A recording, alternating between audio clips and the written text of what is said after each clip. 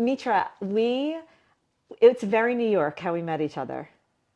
Last fall, we've talked about high school process on this before with other parents. I'm standing in line. It's raining. We're at an assessment, one of the 50 assessment screen 50 schools. is like 500. And our daughters were taking the same assessment, and we just started chatting. Literally, that's how we met in the rain. Yep. We're like covered. We look like, Yeah.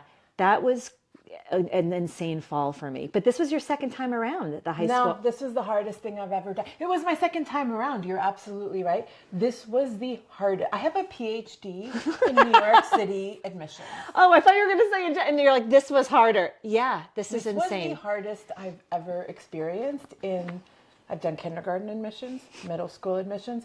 I moved from New York City to Los Angeles and I did admissions there. I did re-entry to New York City admissions. Yeah. I did high school admissions. I did college admissions. That's crazy. What you and I just went through was the hardest thing in my history and my not official PhD in admissions, but I feel like someone should give me some prize. I will give you a prize. Thing. It was crazy. I hear college is easier. Yeah. I think it is. Where are you at? So I went through the whole gamut of emotions in the fall, and I feel like the waiting process is easier than what I went through in the fall. Is that weird to say? Yeah, no, I think waiting is easier because you don't have to keep track of like a million deadlines and get on top of your kid to do everything. Right? Yeah. So I think that's right to say. I'm really hopeful. Like we ended up doing everything kind of unintentionally, meaning, and I think we talked about this, right? We did public, like straight up lottery. Who knows what's going to happen? Specialized high school. Yep. Private school. Yeah. We did not do Catholic. Okay. My parents went to Catholic school. We're not Catholic, and my kids already are been like exposed to 3 religions among their various backgrounds. You're like, I couldn't introduce a fourth. Another. Yeah, So respect. We Catholic. Oh, well, I have Jewish friends that were like, all right, let's add Catholic. Yeah. So did you do Catholic? I didn't. You did. I didn't. Oh, you didn't? Okay. I didn't. Okay. So shockingly, yeah. Okay. So we're just in the waiting. The open houses felt like a part-time job. Yeah. I really I'm a person who has to feel things. Like I have to go and see. We have to do the commute. That's part of the research. Right. And it was wild. So we're done. I'm going to give you a fist pump. Is that weird? Oh, yeah, no, it's not We really weird should at grab all. a drink. But it was insane, and now we wait. But we've covered different boroughs on this podcast, but we've never covered Queens. Oh, really? And I'm obsessed because people don't live here. They don't realize, I mean, how many countries are represented there? It's literally a melting pot for like over. Hundreds. Yes. Yeah, literally. And then within countries, there's like microcultures. Sure. So, yeah. I mean, it's like you could go to Thai restaurants and basically be like, do you want Thai from this region or that That's region? incredible. So yeah, and then the same for, of course, every country. You have an amazing restaurant culture there too. Yeah. So why Queens? What made you decide to live in Queens? What's it like? Oh, what's it like? It's amazing. I mean, I feel like everyone who lives in Queens sort of owns that they come from somewhere else, which I think is a really amazing thing. And some of that is immigration, but a lot of it is also just New York. Yeah. Like, this is a city of coming and going. Yeah, right? it's transient. Why did I end up in Queens? So in 1999, I ended up at Columbia Journalism School. Okay. I was living on the Upper West Side across from Tom's Restaurant, which is like kind of known for being the setting for Seinfeld. Of course. So like I kind of lived in the right place if you're like moving to New York City, right? And my commute to grad school was just 4 blocks away. As a part of attending journalism school, you have a beat that's a New York City neighborhood.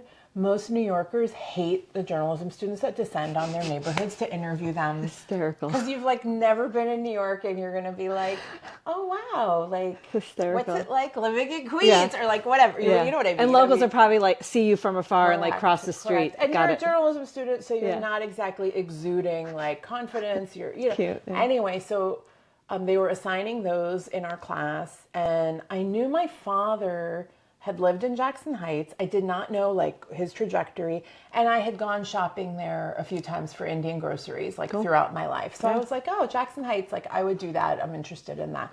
I got assigned to Jackson Heights, and I basically went there in the fall of 1999, and I kind of feel like I never left. I mean, I've left, as we'll talk about in my career, and I've lived in lots of places. So that's been home. It's been home. It just became home. And so the other thing is I started freelancing for Newsday right away. And so basically through this beat, I was also pitching stories, and it became like literally, as Queens is for so many people, it became my livelihood. Yeah. Like, oh, this is a place where, and so that's what I think is like a bit of a metaphor for how I've seen that borough compared to other boroughs. Like they all have their identity.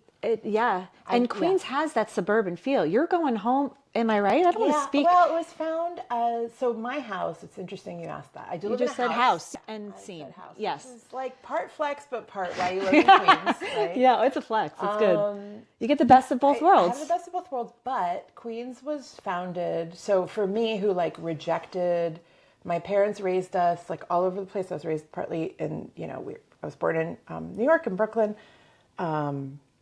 Lived in Brooklyn in an apartment. We lived on Long Island in Massapequa, lived in Puerto Rico, lived in New Jersey, like very suburban upbringing once we left New York. And I kept thinking, we live in Queens. I'm raising my family in New York City. We're rejecting suburbia. The history of our house is basically, it was like the New Jersey McMansions of the 1920s. Oh, that's fun. Yeah. So we are That's in cool. a place that was set up as the suburbs and the gardens of New York City. That's really cool. Yeah, but I thought I was not living in the suburbs. Yeah. But that's how we were set up. Yeah. You have two daughters, and again, people are surprised to hear city life for kids, teens, young adults, that they take subways. It's okay to take it. Just that people have this idea that everything's unsafe, and yes, you have to use street smarts and whatnot, but our kids are traveling, and I assume they've been traveling since kindergarten, actually like kindergarten, not alone. Like I have some parenting standards. But they were not on the subway alone in kindergarten. My kids only, like my second child only went to school in Queens for 1 year of kindergarten. The kids have largely gone to school between Lower East Side, Roosevelt Island, my Upper East Side child who's at school with like right here, blocks from us right now. And then like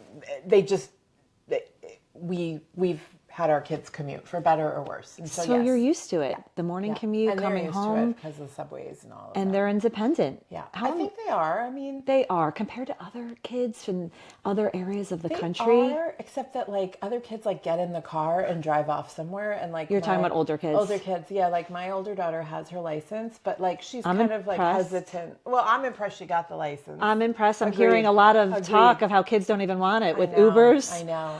I'm impressed with that. Like, you got to get your license. Yeah, I if know. You're It's a going to rite get of employment passage. outside of New York City Have ever, the right? license. Yeah. I feel like our teens, our middle schoolers, have a lot more independence than kids. I think it's true. Right? I mean, it's also been like, if you think about the 3 years that they've been in middle school, so 6th grade, 7th, and now they're in 8th. I also feel like they've seen this like trajectory of the New York City subway that's like, oh great, you're going to go with a buddy. Like that was our rule for 6th grade. For both kids, actually, they had to go with friends. Yeah.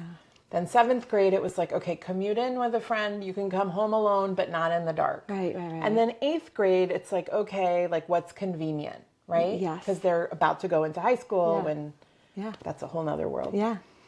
But guess what year has been the hardest in terms of, issues on the New York City subway? It's this one right now where it's like, oh, wow, there's a lot of mental health issues. There's a lot of homelessness.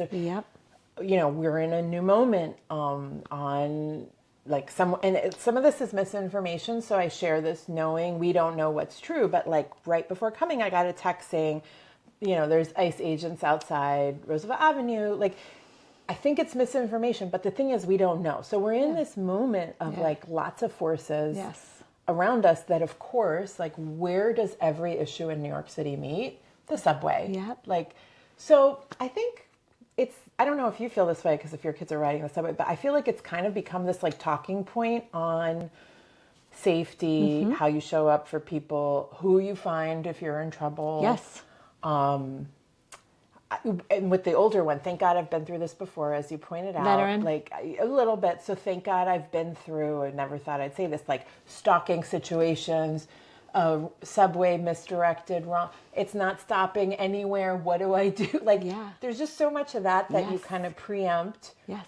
Cushioning your kid before they fall. Yeah. And I am grateful for that, even as I'm also, probably can tell, like pretty terrified. I am going to call you because you're a little bit ahead of me in the I was subway. going to ask whether you You are, okay, because we're so close to right, middle you just school. Walked, yeah, you're right. So, but we've talked to families who say, come high school, it changes. You have to, that leash has to be loosened. You have to figure out ways what's comfortable, and you take it slow. Right. So I may be asking you for your top 10 tips. I think the one thing I learned, which is going to sound the opposite of community building. Which you're all about. I'm totally about, but I've said to both kids, it is okay to only care about your safety. Oh, wow. It is okay. Yeah. Take care of yourself. In a crisis. That's good. So if someone asks you a question like,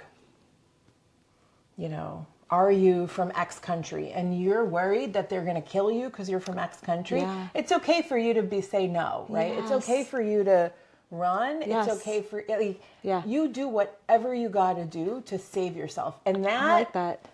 Is kind of ruthless. No. But I feel like because we teach our kids their whole lives, we would think, or most parents do, care for others, look people in the eye, have authentic conversation. Right. For two girls, I'm like, no, absolutely not. And it is a little different for older boys.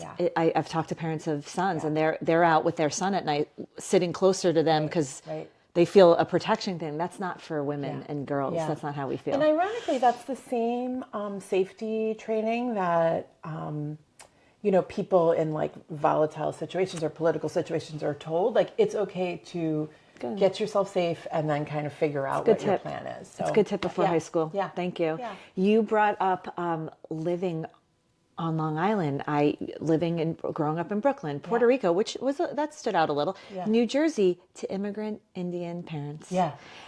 Clearly, those experiences growing up affected you. I mean, imprinted the future with all that you've done, and just that weaving through everything that you've created. Can you share how that affected you?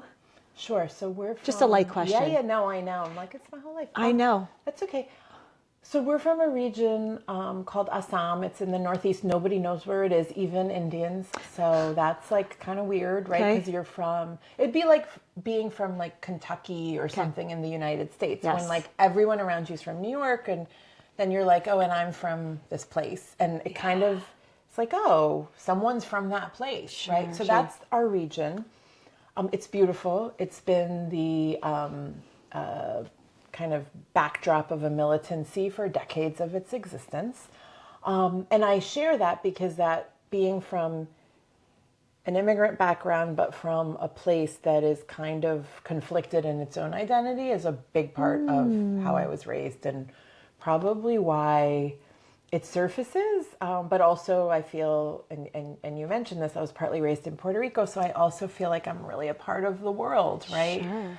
How did it show up? So my parents are 4 Indian parents, pretty liberal. Okay. Which I feel really grateful for. Yeah. I have 2 brothers, so like you, a family of 3 kids. What number are you? I'm number 2. Birth order is a huge thing, as you know, in like your identity. It is. So I'm the only girl, and I'm the middle child. Okay. We were raised culturally very Assamese, so my mom made sure that we speak it. We have relationships with our relatives. I'm actually flying home next week. I'm going to my cousin's wedding. Like, we're very connected back there. It's hard. It's a hard place to get to. There's no direct flight. It's like a childhood dream come true, because you have dozens of cousins. Yeah. Everybody, like, even if you're not related, they act like you're related. I love that. And there was no electricity.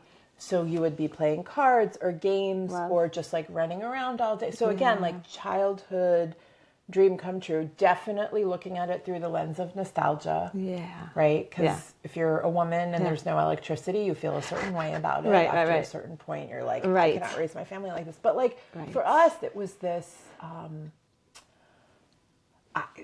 the opposite of the United States in so many ways. So that's like kind of the duality that we kept going home to that. It's like almost like this mythical place. And then we would come home to these other, my parents moved around a lot for jobs or our schools and things like that.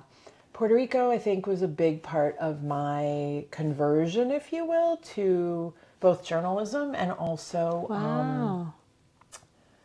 hey, what's our place in this world, right? Yeah. Like everyone, if they're the child of immigrants, like you're what you are at school, which you try to be as American as possible, and then you're what you are at home, which is what your parents are telling you are. Yeah. And then they threw me this curveball and they were like, we're going to put you on this colony, which I was like, oh, colony, what a loaded term, right? That speaks Spanish. You're going to go to a private school, so like a rich school. We're going to take you out of kind of a very frugal upbringing. Immigrant parents don't have a lot, into a school where everyone has a country club membership. Wow. It's very competitive. Most people are there because of their parents' work. But it's Spanish and Latino culture. And so for me, this was like the beginning of my feelings around the importance of the middle class, wealth, what it means to rub shoulders with privilege and how you behave in those moments, how you belong, but also how you challenge that. Yes. And also like how you learn another language and learn how to like hang, right? Yeah. And so there's just so much of that I'm super grateful for, because that took me, I think, from being an introvert. You were an introvert? Mm-hmm. Wow. Yeah, I was an introvert. I mean, I still kind of like will retreat, but there's nothing like, and I've done this to my own kids now, there's nothing like moving your kids around to be like, okay, figure it out. Yeah. Like, you've got to figure it out. Yeah. And so that all came together. I also saw how happy my parents were being in a culture that was not. Oh, interesting. Yeah, they were like making friends. They didn't necessarily speak the same language, but it's like a warm. Oh, that's amazing. You know, like sharing food back and forth, or the neighbors embracing the new adventures. Yes. Yeah. My mom was born in Italy, and described the way you described how like life neighbor, was so right, but life was so different outside the house as it was in the house. You almost felt like you were living. Yeah. Two different, sort of lives. It's because your culture was so strong in the home. And anyway, that is interesting. I was going to bring up journalism next. You said it impacted you in Puerto Rico. Mm-hmm. That's interesting. So for people who don't know, I didn't know you worked with Newsday. Oh, I knew Washington Post. I knew Wall Street Journal, LA Times, CNN, and we'll get into that. What drew you to journalism? When we got to Puerto Rico, I was in a private school, and private schools are smaller, and so people really focus on you. And so my social studies teachers and my English teachers were incredible. There's a woman named Miss Sanchez and Mrs. Venuto, who just taught me how to diagram sentences. And like, I love how you remember. We always remember those teachers. And like also wild. The actual action of writing. Right? Right? Yes. Yeah. Like we spend so much time. So much time writing and like learning the structure. So I remember that. And then when we had to leave Puerto Rico, so my father was posted back in the mainland, back in New York. And I think this was subconscious, but really mattered. I drew a picture of our family, the five of us, and we were crying as we left Puerto Rico. And I called it the Kalita Times. And I basically decried my parents' decision to return to the mainland. So I think there was like something subconscious about journalism being a voice. Really, it doesn't get much more like, I need to find my voice. My parents are making us leave this amazing place, and my friends and the school and these teachers that pay so much attention to me. And so I did this construction paper newspaper. I ended up moving anyway, because that's what your parents do. But you let your voice be heard. Right. And then I look back on that and I still have it. Oh, I love that. I love that I still have it. And then I was in 7th grade, and, what are the things that they suggest to new kids, like join an activity? And so I joined the school newspaper, and I ended up interviewing the principal in week 2 at this school. And I just thought that was so cool, right? Because you're nobody. I was sitting alone at lunch. It's just that classic new kid thing. And middle school, I mean. And middle school. And you know, there were certain outfits that like worked in Puerto Rico, like, and brands. yes. And I just didn't, I mean, all that stuff. Yes. This is what I mean. Like you sort of have to like study the world to fit into it. But I'm really impressed you didn't look at that time in Puerto Rico as almost traumatic. Some kids might have had a traumatic experience. Oh. Kind of, you learned a lot and I you loved embraced. it. That Yeah. says a lot. I loved it. My brothers loved it. My parents loved Oh. it. I mean, That's it really was cool. hard to move. All of it's hard, Yeah, but you yeah. found joy. Totally. You found the joy in it. And I still stay in touch. We have a WhatsApp group from my Are you class kidding me? From when and I thought they're not going to remember me and they're not going to embrace me. They just had their 30-year reunion and sent all these videos and like, Oh, I mean, it's beautiful. That's so amazing. I'm also like, guess what? We get to have so many homes, right?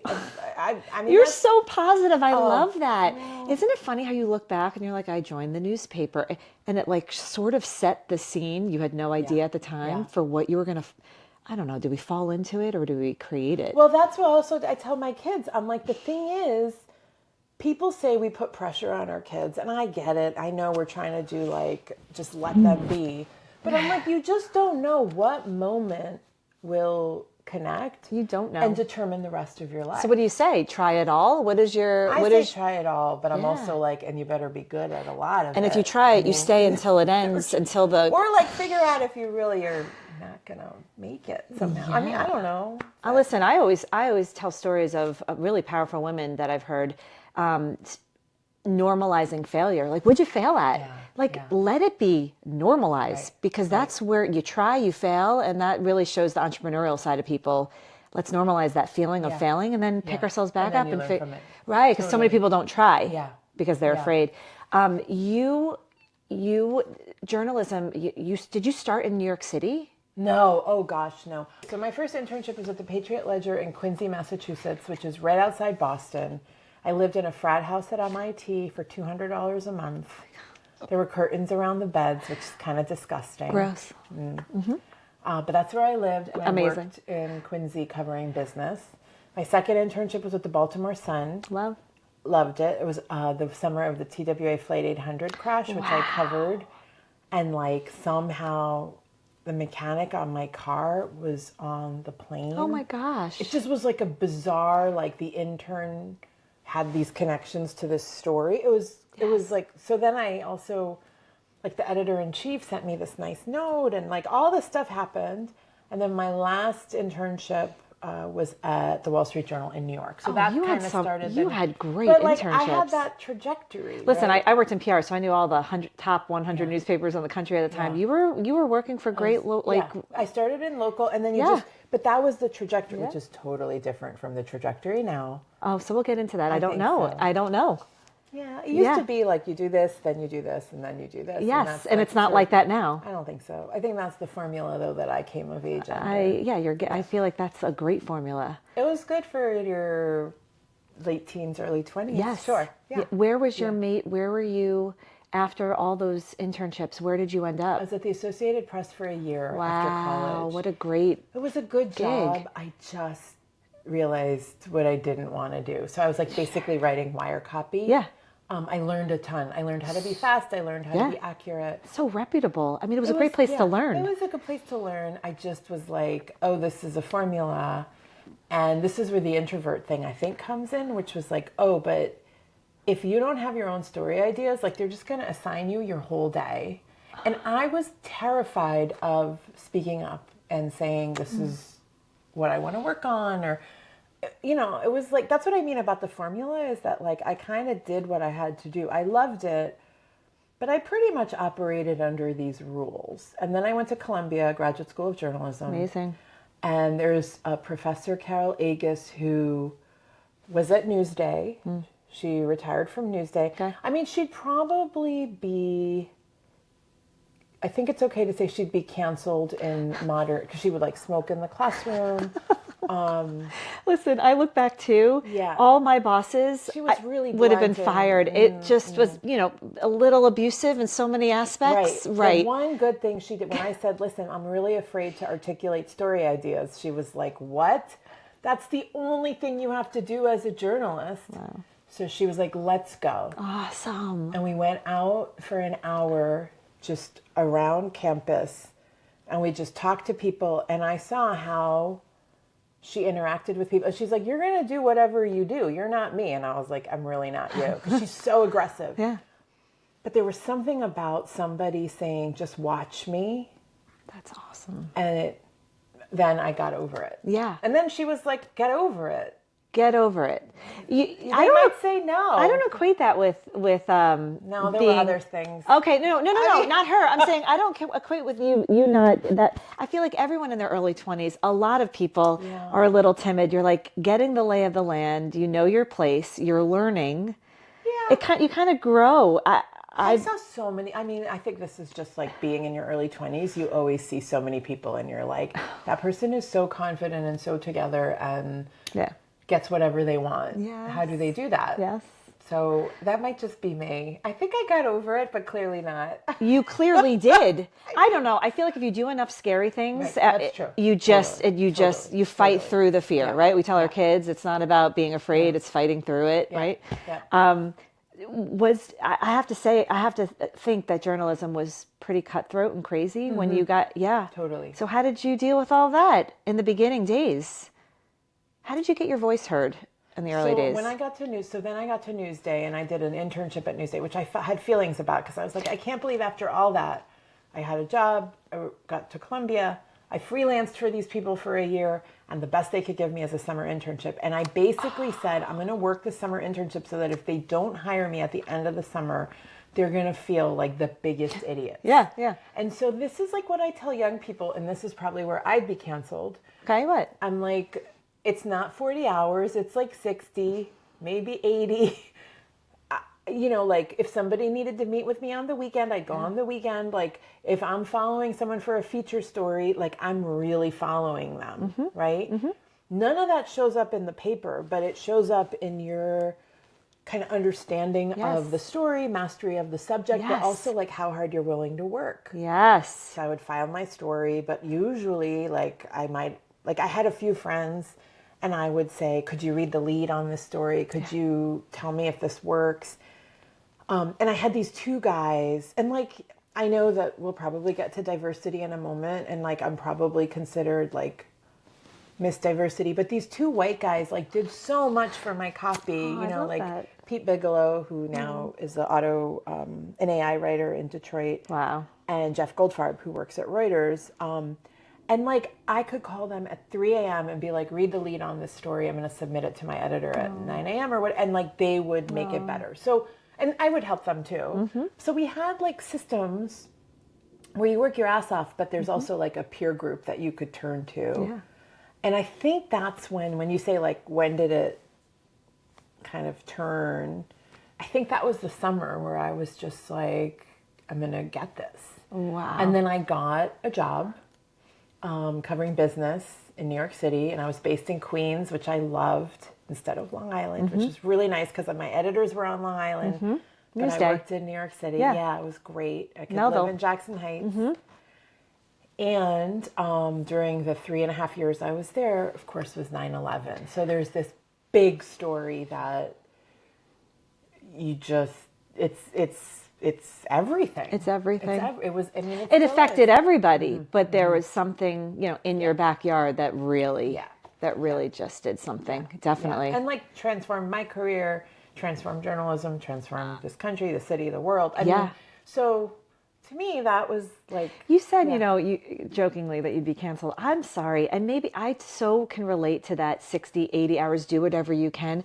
That's how we got good at our craft back in the day. X? No, you're an older millennial, I bet. I'm on the cusp. I was 1979, December. Okay. All right. So I'm 76. Yeah. So I made Gen X by like 25 days. Got it. And I'm proud of that. Yeah. And there's something about like the grunt work, doing things you don't like to do, learning, sitting, watching, hours of things, hours of time that no one saw you. That built grit and made you good at what you did. And I relate to that. And I think, I know we sound very Gen. Well, that's what I'm worried about. But I'm like, okay, but the salary I made at Newsday, which like starting was like somewhere between 50 and 60K, I think, is unfortunately what people are still making in entry-level journalism jobs now. Interesting. And I was going to say that was a lot for a PR person at 22. 2000, the year 2000. That was a lot in But in media. 2024, No, you that's can't do- so that's where I'm just like, crazy. look, like, so you and I are saying we worked our asses off, but I think there's a fair question over, is that possible today? And by the way, I bought my first apartment for $82,000 in Jackson Heights. Like, all of that was possible. I just had Now to you're save, flexing. I had to save $10,000. Great. You can save $10,000 and buy something in New York City. And listen, I also had an advantage, and I'll call myself out. I was making nothing, but I'm from Long Island. I was able to commute for a couple of years So you during had- that. yep, So I yep, had yeah, that. yeah, Not many yeah. people had that Right, either. right, I wouldn't have been because able of to at home. survive. Yeah. So that was something too. Yeah. Calling No, myself out. I think that's right. So I'm Yeah. just saying, like, maybe the grit, I don't know if it's possible today. I wish it was, but I don't know. I just think hard work is hard work. So if you want to find that as an influencer, or you want to create your own network, go for I it. do see influencers working. I do actually think they get a bad rap, but they do work their asses off. Yes, I think see a lot of at them do. events. Yeah. So do it. Yeah. Work hard and like Yeah. stick with it. Yeah. But that's the entrepreneurial side. I do want to touch on CNN because I of learned course, a yeah. lot about you, and I was really impressed. Oh, thanks. You're welcome. Yeah. So you were part of two. You were part of like the creation of two really huge initiatives that Yep. changed the trajectory. I think so. You did. All right. So I'm going to go through it and tell me if I'm wrong. First was a live story, real-time coverage Yep. on breaking news. Everyone's going to be like, what? Why? Because this wasn't happening back then. Right. And the right. arc, Yeah. which was, let me think, the framework. It was designing a story with a beginning, middle, and end, which back in the day, And with an audience in mind. with right? the audience in mind, Yeah. going through the complex stories with that in mind, it wasn't always like that. It was like, this is what happened. This is what happened. This is what's happening. This is what happened.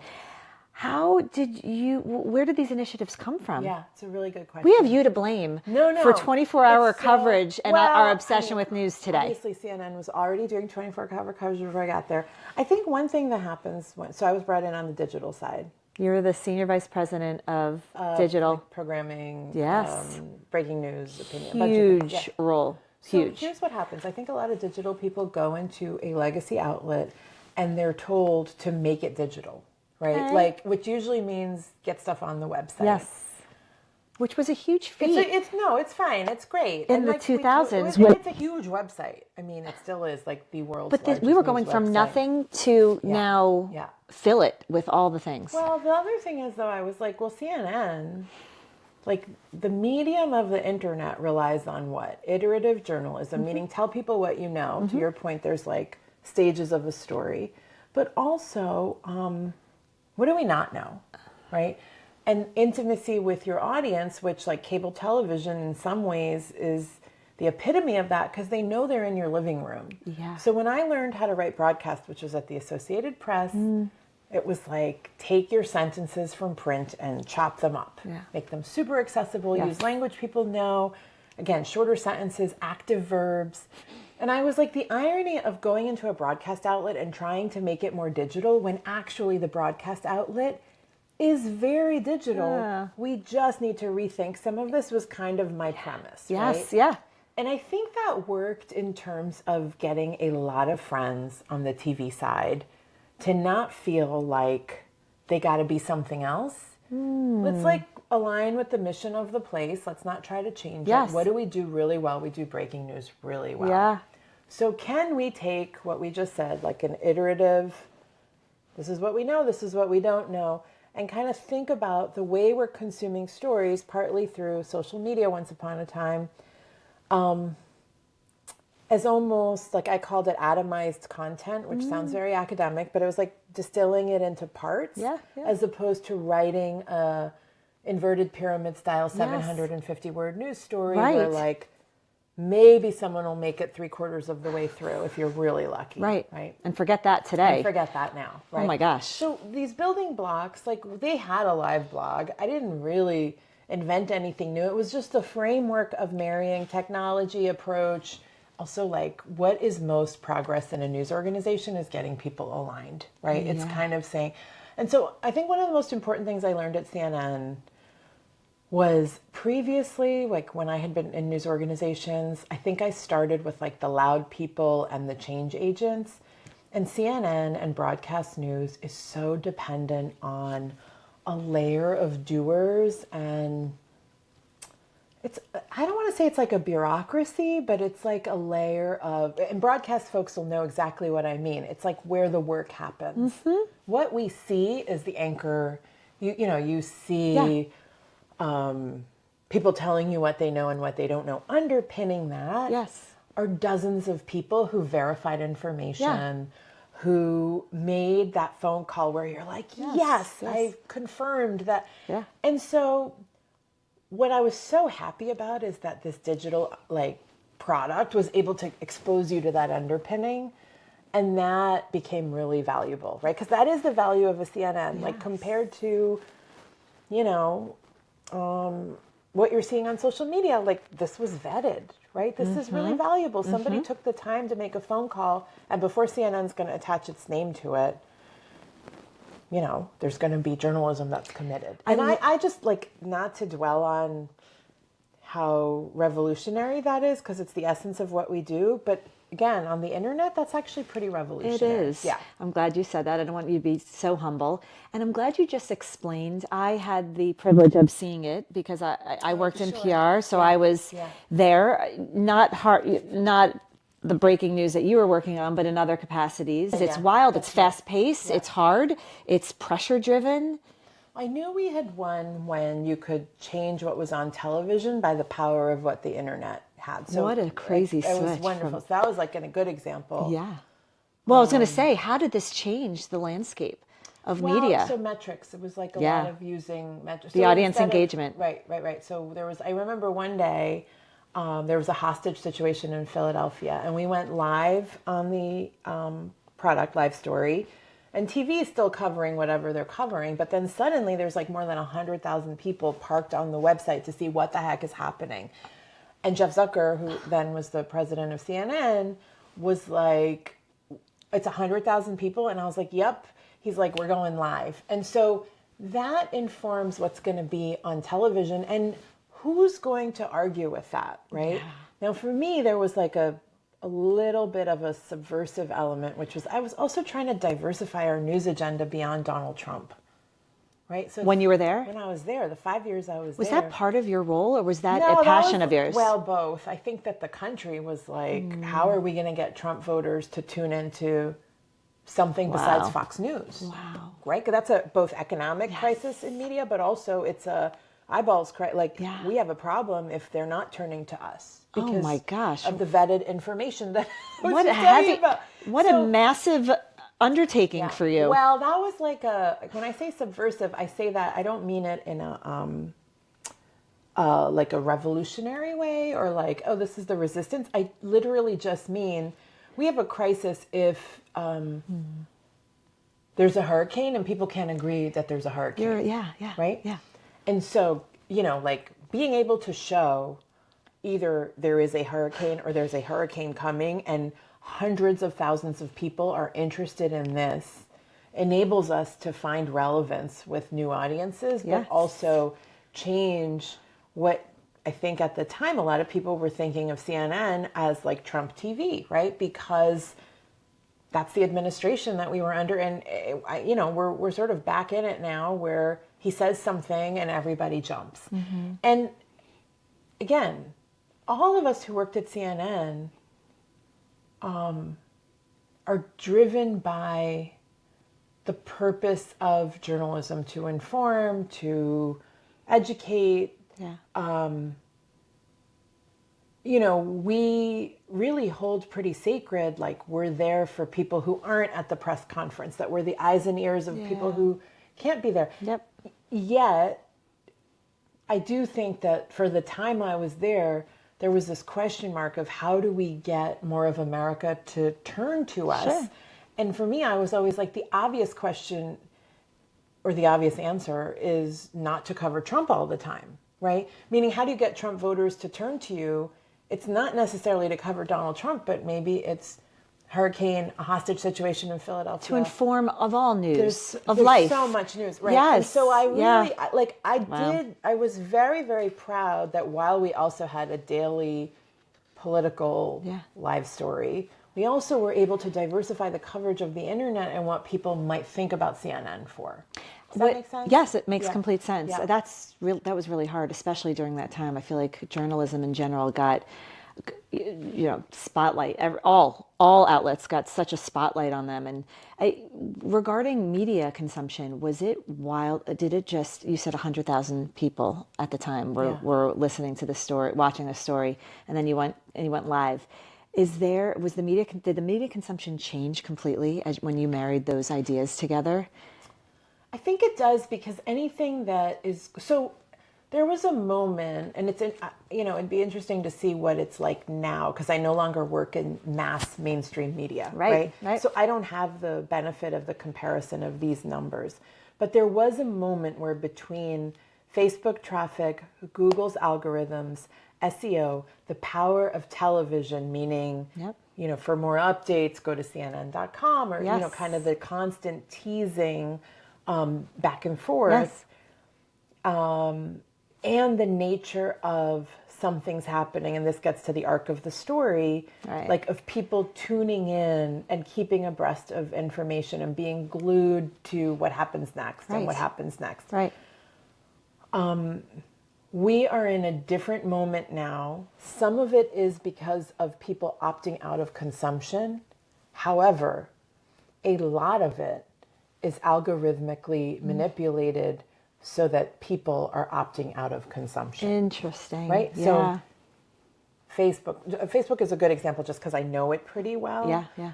They've really oriented towards groups. So your engagement is going to be, hey, I'm going on vacation in Honduras. Does anyone have any tips? Yes. Right? Yes. As opposed to the CNN travel article on Honduras is not going to be what Facebook is kind of putting in front of you, even when they know you're going to Honduras next week, right?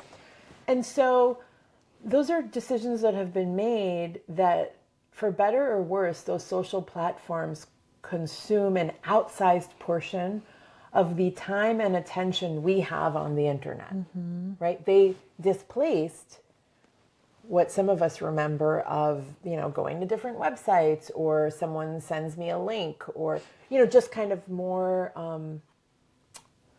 it's a mix of intentional and coverage driven by discovery, like someone's steering. Yeah, that's a good way of putting it. Yes. Versus the platforms. Yes. And again, like some of this sounds very academic, but I think it's so important to understand the manipulation of it, as opposed to just saying, oh, people are just like sick of the news. Yes. And it's like, well, the places they used to go for news got sick of the news and intentionally created systems where you're not getting information from news outlets anymore. Right. Yeah.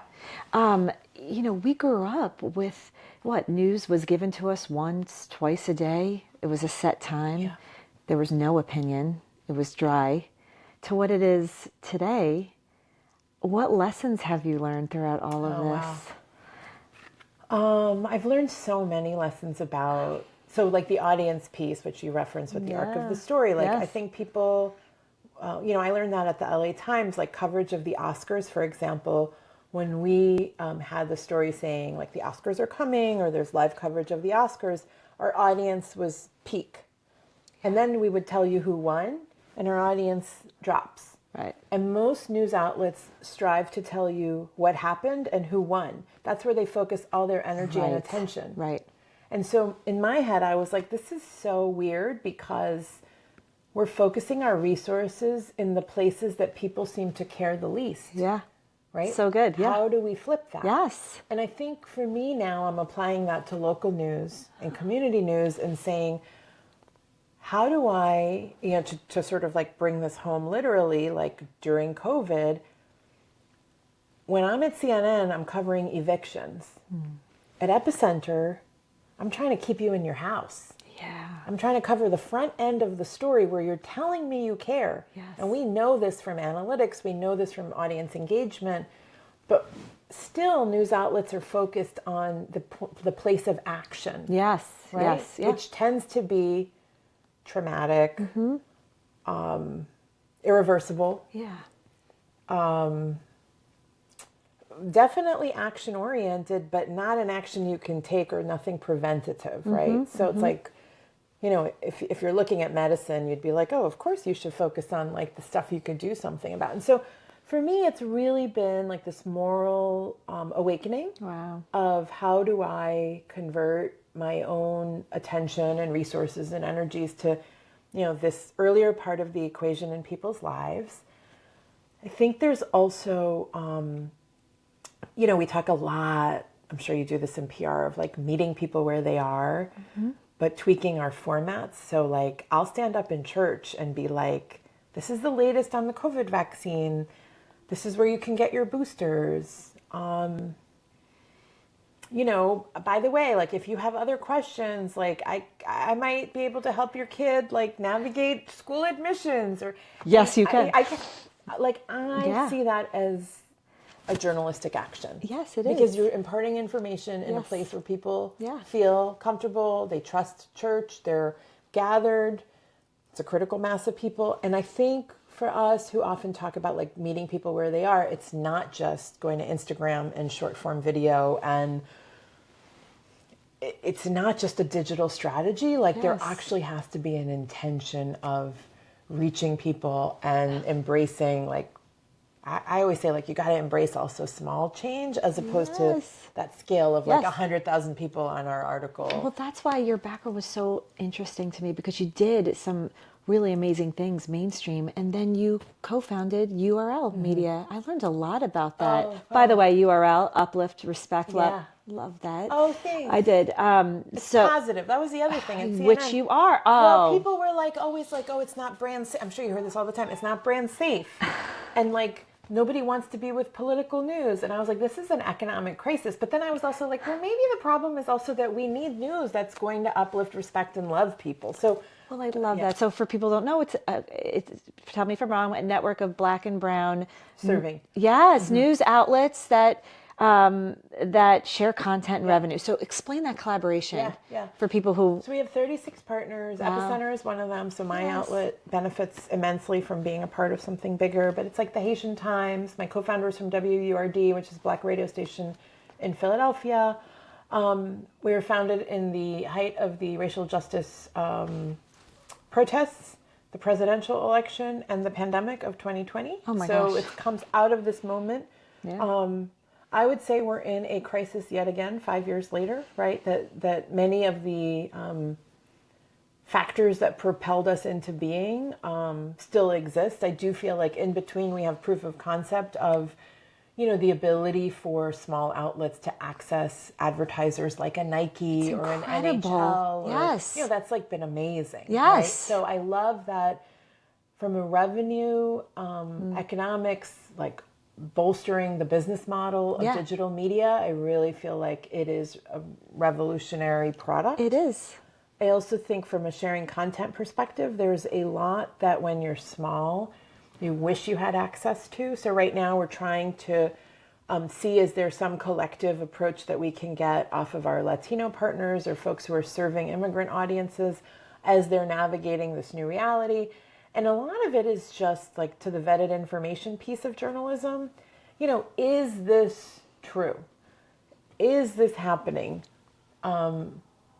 Because much of immigration law just boils down to case by case, like, okay, what trends are we seeing in those cases across the country? So I think the ability for people to share best practices, stories, and then, you know, extrapolate broader trends, but that are rooted on the ground versus kind of concocted off of like a national news agenda. I think it's also very You've powerful. given a voice for them for proper coverage of what's going on, and you're able to focus. Thank you. Yeah, that is inspiring. What do you think traditional media is getting wrong about marginalized communities and coverage of? Well, I think like this current moment is like, is it a fearful moment? Yes. Are many immigrant communities panicked? Yes. Have there been a slew of deportations over the last few years? Yes. Right. has there been massive trauma in communities for decades over family separations, or, you know, someone having undocumented status for 30 plus years and trying to figure? Absolutely. And so I think one area that our partners cover so well is that day-to-day reality. And there is a resilience, and there's an opportunity, there's a belief, there's a getting to the other side, like that's all given. Yes. It doesn't come with the hysteria that I think we see in the mainstream media. Interesting. And maybe that sounds callous, because I don't mean it I mean, I am obviously very emotionally vested in this being a country of immigrants. I'm the daughter of immigrants. Yeah. But I think the hysteria is, again, like, it's kind of like we're covering this at the point of literally no return, right? We're covering the exit has been ordered. And it also turns immigration into a, like, who gets to be here and who doesn't. And I'm like, look, these are complicated, nuanced issues. If you come to this country the right way, which is what everyone's talking about, meaning like a student visa or an H-1B visa, or even a seasonal worker visa, which is what like farmers and lifeguards and seasonal workers use, right? Yeah, Right? Like yeah. labor, hard labor Yes. jobs.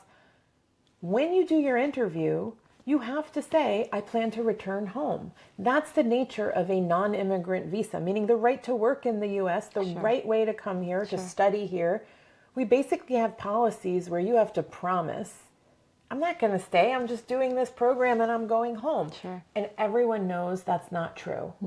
Everyone knows the American dream is resting on all these people I just mentioned who are coming in the right way, but they have to lie because of the systems we've set up and how hard it is to get in the right way. And so what I think our partners do so well is nodding to almost like the bureaucratic reality of being Black and brown in America, right? Which is probably not a story that's going to go viral. It's not going to be like the evening news right now with like this story, but I'm like, that's the story of immigration right now. And so I think mainstream media often get that. It's not that they get that wrong, but they just don't take the time to get to this nuanced picture. And so I'm sure you feel this way in PR. How many times has someone written about you and you're like, they got it mostly right, but not all right? Sure. Most of the time. Sure.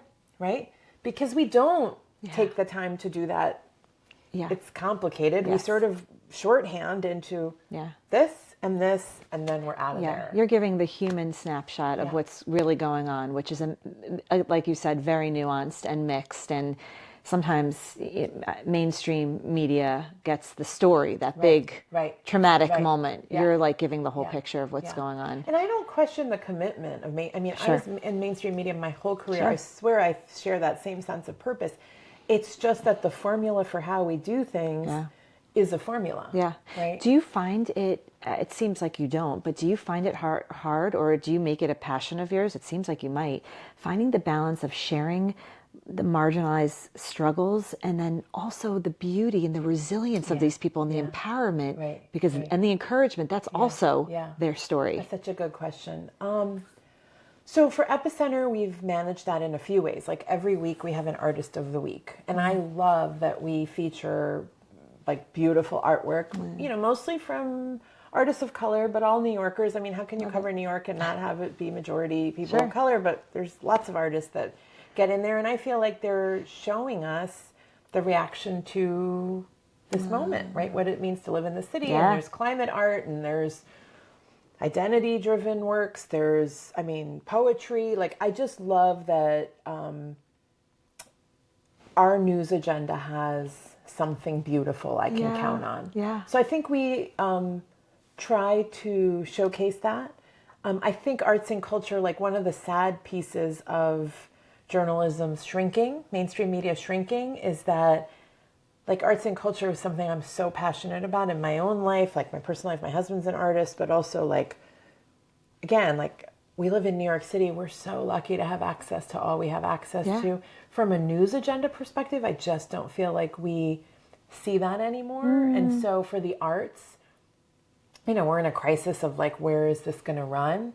And so much of our community's joy is reflected in art and culture. And so I think that's an area that we really do try to highlight and showcase. Yeah. You also just need more platforms. Like nobody's covering this, right? Yeah, because it's not necessarily the story people are tuning into, but that's so much of who people get their inspiration and their joy from. And it like endures. Like in 5 years, you know, like we're gonna be like, oh, that guy had it right. You know, like how many times have you thought that where you're like, oh, he knew. Yes. Where do you see URL Media going? I think we're still expanding. So we started with 8 partners. We have 36 now. Good for you. I'd love to get to 100 partners just because it makes reaching some of these ad deals, we hope, a little easier. Sure. There are still companies that are devoted to, I mean, the bad word is DEI, but, you know, culturally relevant, culturally competent, culturally diverse, multicultural audiences and initiatives. And I'm really hoping that they partner with us, and that continues to be an area where we just have to keep beating the drum on it, but also recognize the business imperative, right? So, you know, people can say, oh, like DEI is over, but I'm like, except that the fact that this is a country that's heading towards a majority minority is not over. The reality of 80% of the world being Black and brown is really hard to fight with. If you're a global brand, your audiences are going to be of the communities that I represent. And so I hope that there is this economic partnership that continues. And I think it's okay to look at our communities through the lens of business and economic uplift and not just charitable, right? Right. I also feel like there is a place right now for us to be a bastion of trusted messengers, right? In an absence of people feeling like, who can I trust? Where do I go? What was this polling showing us from 2024? Like, I don't understand it. Guess what? Our communities are not a monolith, right? Voting patterns show that. Our reports, our coverage showed that nuance. One of our partners did a story interviewing immigrants voting for the first time in New York City. It was early on election day, and I was like, hey, everybody voted for Trump. New York City, immigrants. And so the predictive nature of our partners is a really important part for mainstream media, but also just the population at large to listen to, because it has the pulse on, again, like voting patterns, consumption patterns. How are people feeling? Are they misinformed, right? Who are the trusted messengers? Or is this because they're on Facebook all day and they now are consuming only hyperbolic information, right? Like, so these are all the parts that I think we want to unpack over the next few years. And then just more audience growth. Like, I really am nervous about, you know, the titans of the internet saying we're not going to fact check, we're really not a news site, we're platform over publisher.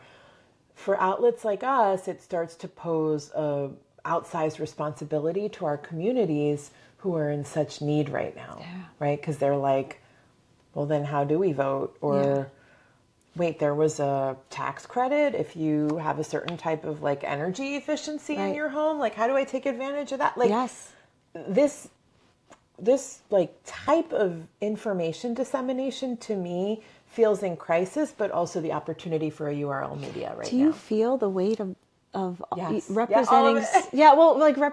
Representing so many underrepresented voices. Do you feel the weight of that? Does that feel like does that just fuel your passion, or do you also sometimes feel the weight? I am a real believer. Like, I believe fervently in what we're doing, and because I see how it's working. Anyone could see that. Yes. The part that is hard is if we're not partnered with financially. And I think a lot of media feels this right now, right? Totally. Which is I have the audience. I can get the information to them. I have devised creative ways to do it, from newsletters to flyers to QR codes to language to standing up in church and being like, okay, who needs what information, right? If there is no partnership with, and I could rattle off government, contracts, health and hospitals, state agencies, city agencies, municipalities that are like, wait, we used to announce this on Twitter. Yeah. But our communities aren't on Twitter anymore. Where do we go? Like, so I think we need that partnership. I think advertising, I'm like probably one of the last people that's like still so bullish on advertising, but I'm a believer. Yeah.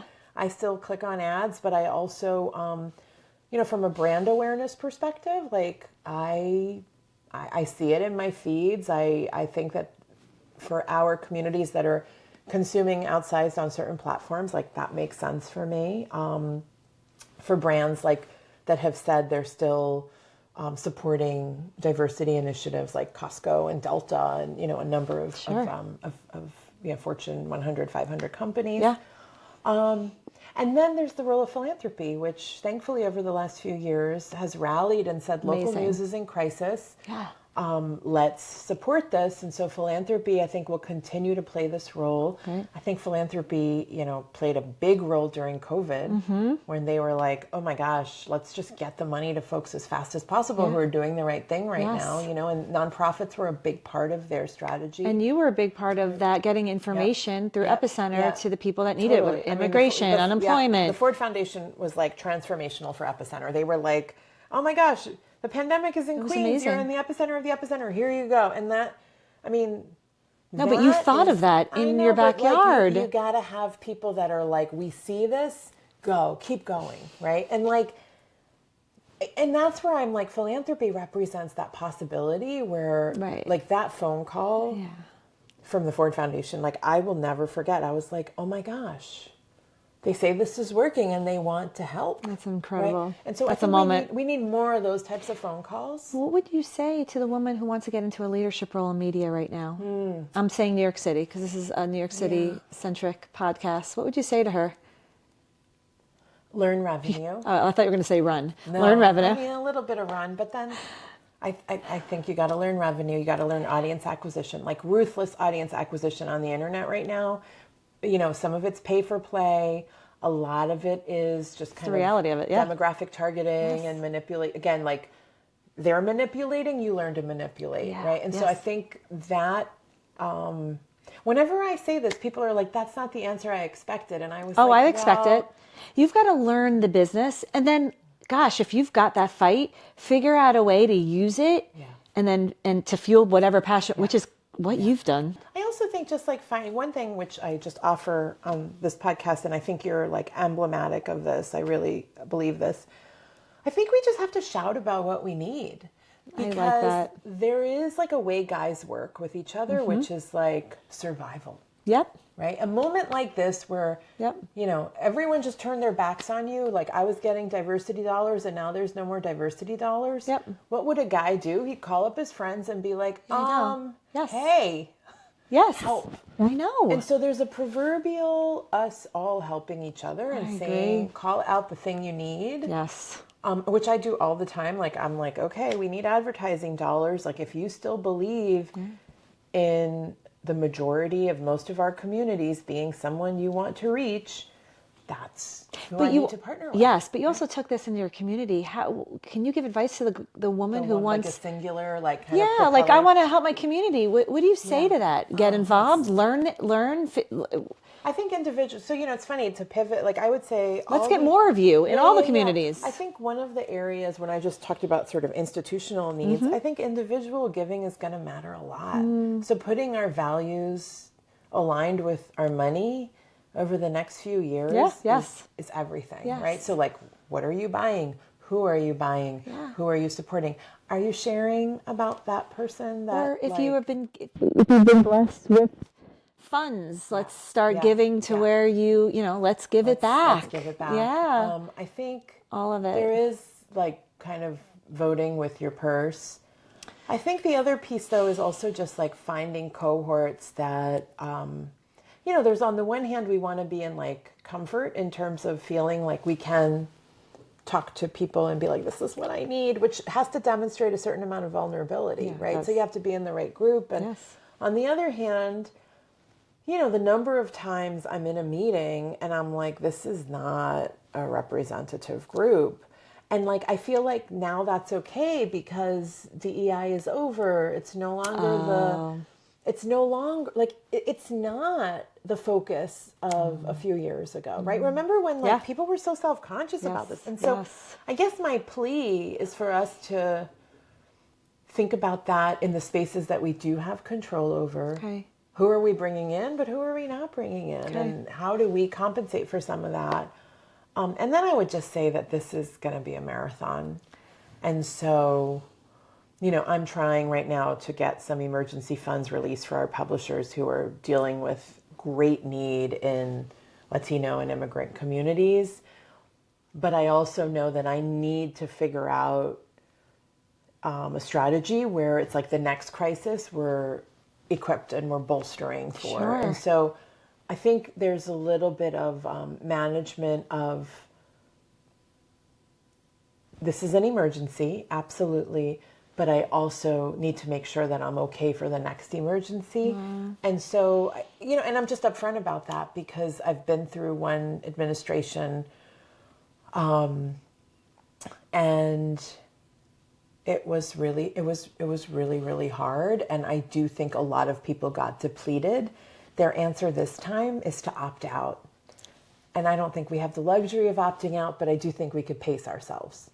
And I feel like your wheels are already in motion of what that looks like and how do you, right? That's how you do it. You know you're an entrepreneur, right? I love sitting on this. Oh, thanks. I love sitting on this couch with people, and they're like, "Wait, what?" I was like, "You are, you epitomize what an entrepreneur is." Thanks. I mean, it was You've like a learned thing. So but you did it. All right, thanks. Yeah, You I did guess. it. Yeah. And you fought through, and it's not easy, and you keep on creating and building, and you don't sit still. You don't sit and you're like, I've done enough. You're like, what can we do?